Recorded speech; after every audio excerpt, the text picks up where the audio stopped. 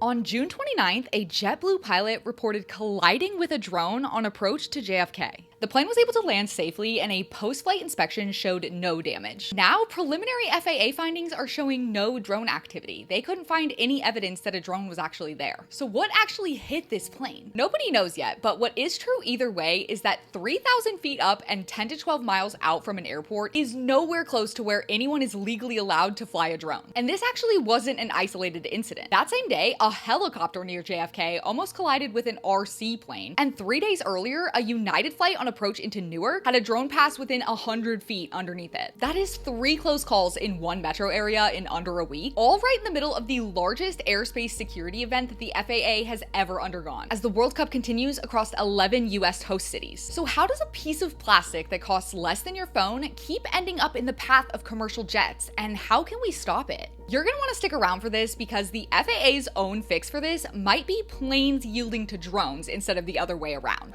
Now, to understand how a drone could end up in the flight path of a jet in the first place, you have to understand how the airspace around an airport works. The airspace immediately around a busy airport like JFK is called Class B airspace, and it is tightly controlled. Every aircraft, including drones, needs permission to be in that airspace. And once you get far enough away from airports, you'll find largely unregulated airspace where you can pretty much fly a drone without having to ask anyone. Now, if you wanted to fly inside that controlled airspace, you would need permission first, and that is done through a system called LAANC, which stands for Low Altitude Authorization and Notification Capability. The process for that is basically opening an app, telling it where you want to fly, and it either approves you instantly or tells you no. And the FAA also publishes maps around every big airport that shows you which altitude you can fly at as you get closer to the runway, and that usually drops to 0 once you get close. But what's important here is that LAANC is a permission slip. It's not some kind of physical barrier. It assumes you've checked the app, gotten approval, and are following the rules. It has no way to physically stop a drone who just wants to skip all of those steps, which that's exactly what would have had to happen in order for a drone to be up at 3,000 feet in front of a jet. Standard drone flights are capped at just 400 feet. So for someone to be all the way up at 3,000 feet, that takes some real deliberate effort. And this raises an obvious question. Doesn't the FAA have a way to catch someone doing that? It does, and it's called remote ID. Every drone that has to be registered with the FAA also has to broadcast a signal while it's flying, kind of like a transponder on a plane. It constantly announces its identity, location, and altitude. Law enforcement and the FAA are able to pick up on that signal and know exactly who is flying where they aren't supposed to. This became fully enforced back in 2024, and the FAA can issue fines up to $25,000. But the problem is remote ID only works on drones that are actually broadcasting. Pilots are able to disable that signal or buy drones that don't have that signal at all. Whatever it was that the JetBlue pilot felt almost certainly was not broadcasting anything at all. Just since 2021, the FAA has logged more than 2,000 drone sightings near US airports. Dozens of those forced pilots to take evasive action, but only a few of those involved commercial aircraft specifically. Now, that gap between the rules exist and the rules are enforceable is exactly what the FAA is trying to accomplish by doing their biggest rewrite of drone regulation in over a decade. Some of it is called Part 108. Right now, if a company wants to fly a drone where they can no longer see it, either for like a large infrastructure inspection or for package delivery, they have to get a special waiver from the FAA, which is reviewed by hand on a case-to-case basis. That can take months. And that system was fine when there were hundreds of companies asking for this, but not so much now that there are over 1 million registered drones just in this country. Part 108 is expected to replace that waiver system with standardized permits sometime later this year. And this will allow routine flights that go beyond the line of sight to happen without having to ask the FAA's permission every single time. And that part's mostly uncontroversial, but there is a little bit of a fight over something that is buried in this rule. Right now, in any encounter between a drone and a manned aircraft, the drone is always the one who has to move out of the way. But under this new rule, that would flip.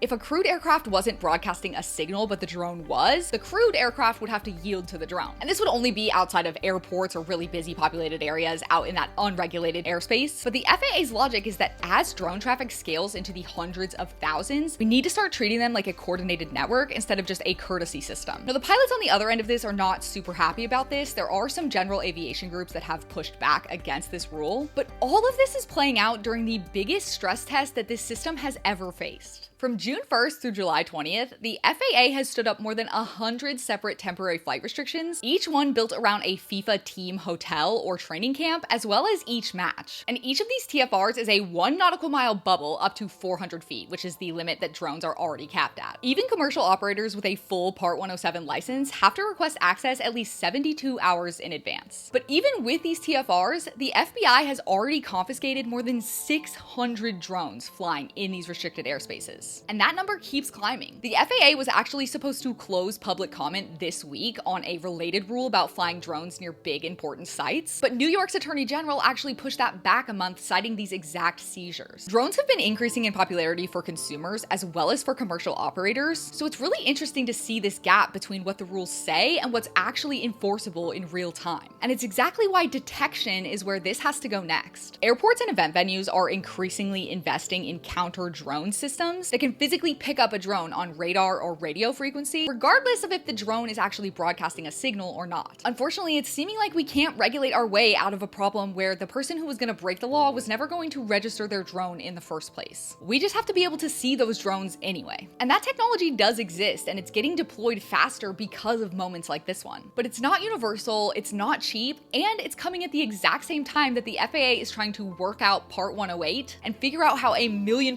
drones are going to share the sky with hundreds of thousands of crewed aircraft. I really started looking into this and probably found it more interesting because I myself just bought a drone for the first time just a couple of weeks ago, and I've spent a lot of time since then learning about navigation charts and learning all the different rules in order to study for my Part 107 certification. It's honestly really insane that we are able to buy these little things and just fly them around in the sky. I live right in Cincinnati, where we have LAANC pretty close to downtown, and then CVG sits about 20 minutes away from downtown, so the airspace is relatively restricted. But as I've been working on this video, it's really got me thinking about how easy it is to get a drone near a jet at pretty much any airport in this country. And the only thing stopping that is people choosing to follow the rules and luck.